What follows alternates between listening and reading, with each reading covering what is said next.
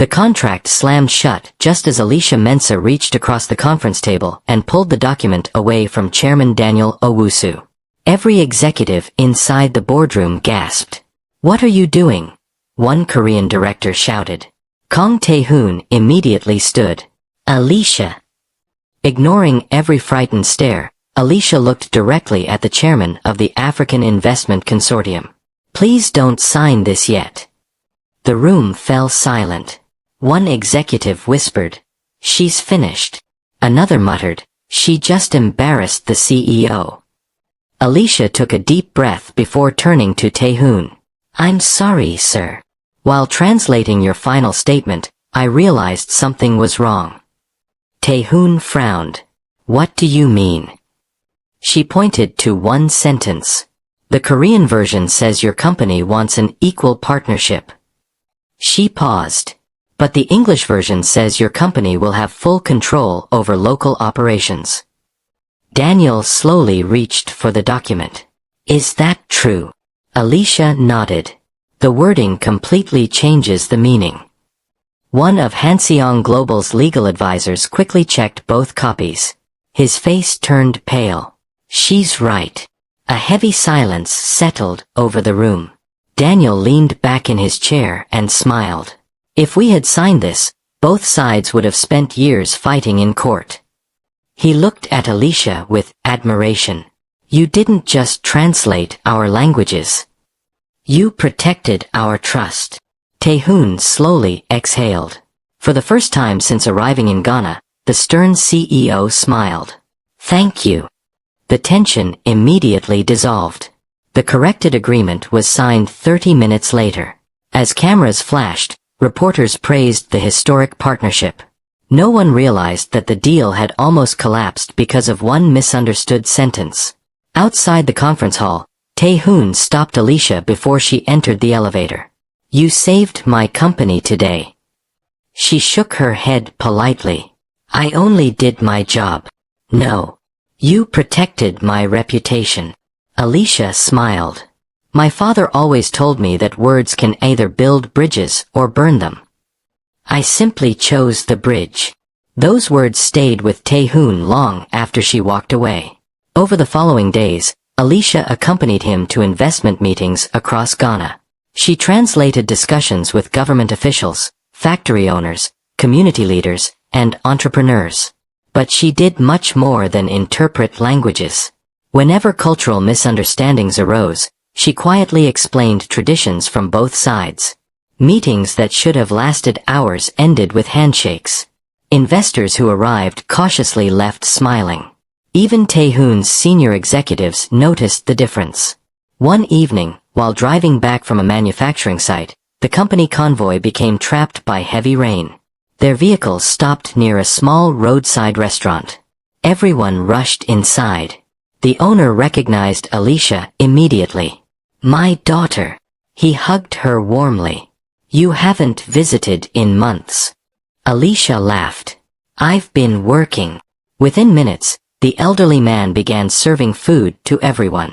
Tae-Hoon quietly watched Alicia greeting every employee by name, helping the owner carry plates, and making sure the drivers ate before she did. One Korean executive whispered, "She treats everyone the same." Another nodded. "I've never seen anyone speak to a minister and a cleaner with equal respect." That night, while everyone prepared to leave, the restaurant owner pulled Tae-Hoon aside. "Sir." "Yes. My daughter rarely smiles around strangers." He looked toward Alicia. "She smiles around you." Tae-Hoon glanced through the window. Alicia was laughing with the drivers as rain poured outside. Without realizing it, he smiled too. The following morning, Alicia translated another important negotiation. Halfway through the meeting, one businessman became offended by what he believed Tae-Hoon had said. Before security could intervene, Alicia calmly stepped forward. "Please forgive the misunderstanding." She smiled. In Korean business culture, that expression means respect for experience. "It isn't criticism." The businessman immediately relaxed. "So that's what he meant." Tae-Hoon looked at Alicia with quiet admiration. She hadn't simply prevented another conflict. She had preserved relationships that money alone could never buy. If you're enjoying this story so far, subscribe, like this video, and tell us in the comments. Do you think respect is more important than wealth when building lasting relationships? That evening, the team gathered on the hotel rooftop after completing the final investment agreement. Most employees celebrated together. Alicia quietly stood near the balcony, overlooking the city lights. Tae-Hoon walked over holding 2 cups of coffee. I wasn't sure which one you preferred. She accepted one with a grateful smile. Thank you. For several moments, neither of them spoke. Finally, Tae-Hoon broke the silence. Can I ask you something? Of course. With your qualifications, why did you choose to become a translator instead of a corporate executive? Alicia looked toward the distant lights. My mother couldn't read or write. But she taught me something that changed my life. What was it? She said the greatest gift isn't speaking. It's helping people understand one another. Tae-Hoon lowered his eyes. I've spent my whole life learning how to build companies. She looked at him gently. And are you happy? He didn't answer immediately. For the first time in years, someone had asked about the man behind the title instead of the CEO behind the company. Before he could respond, a photographer's camera flashed from another rooftop across the street. Neither of them noticed. But someone else had just captured a picture that would soon threaten everything they were beginning to feel. The camera flash disappeared into the night. Neither Alicia nor Tae-Hoon noticed it. The following morning, they boarded the company jet for Seoul after completing one of Hanseong Global's most successful international investment tours. The atmosphere inside the aircraft was lighter than it had been all week. Executives celebrated the signed agreements. Several quietly admitted that without Alicia, at least 2 of the negotiations would have collapsed. Tae-Hoon listened without saying much. He already knew the truth.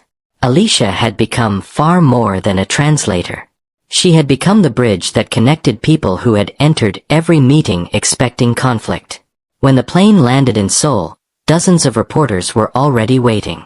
Camera flashes exploded the moment Tae-Hoon stepped outside. One journalist shouted, "Chairman Kang, is it true you're secretly dating your African translator?" Another held up a tablet. Across the screen was the photograph taken on the hotel rooftop. It showed Tae-Hoon handing Alicia a cup of coffee while both smiled at each other. Within minutes, social media exploded with speculation. Some praised the picture. Others mocked Alicia, claiming she was chasing wealth. She lowered her head as insults spread across the internet. "I'm sorry," she whispered. Tae-Hoon looked at her in disbelief. "For what? My presence is becoming a problem. You are not the problem." Before either of them could speak again, a black luxury sedan pulled up. Chairman Kang Sung-ho stepped out. His expression was cold. "Alicia."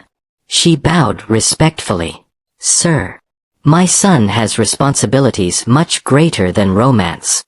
She remained silent. "I expect you to resign today."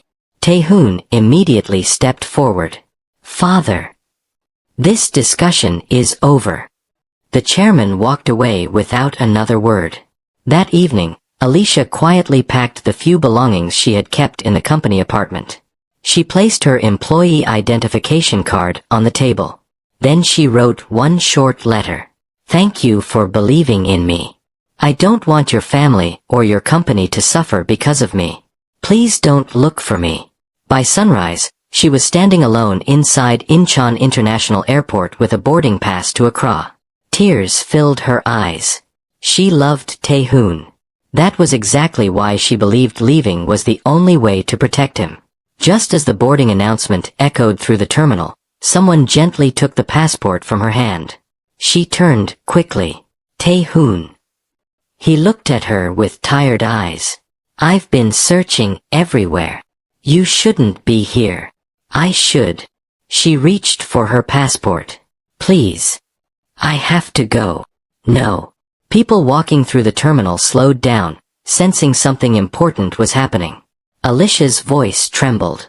Your family will never accept me. They don't have to choose my future. Your company. My company can survive bad headlines. He stepped closer. But I can't keep pretending that losing you won't hurt. She felt tears rolling down her cheeks. Tae-Hoon. He took a slow breath. I've negotiated billion-dollar contracts. I've faced competitors around the world. But nothing has been more frightening than the thought of watching you walk away. The terminal grew quiet around them.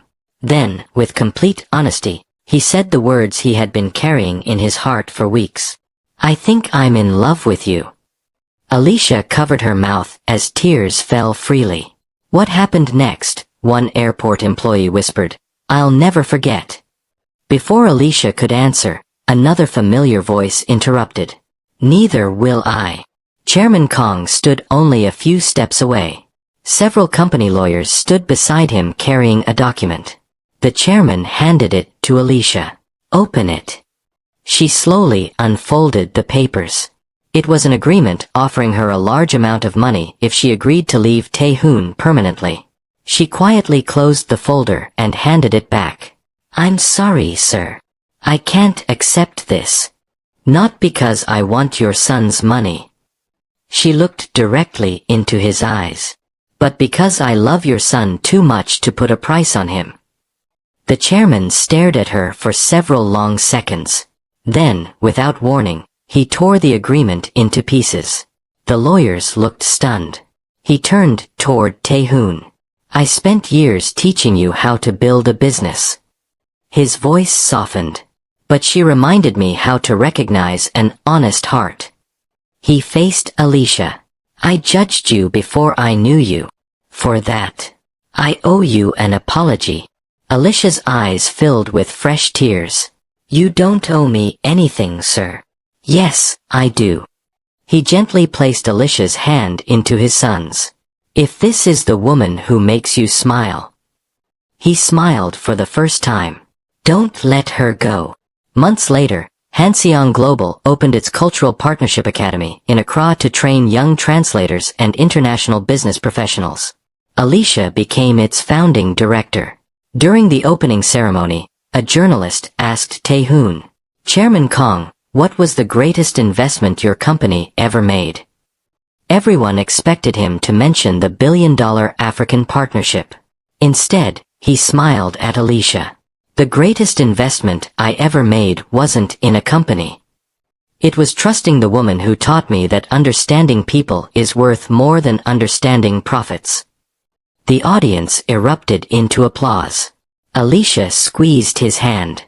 Together they cut the ribbon, opening not only a new institution but also a future built on respect, courage, and love that crossed cultures instead of fearing them. If this story touched your heart, don't forget to subscribe, like this video, and share it with someone who believes love should never be limited by race, culture, or social status.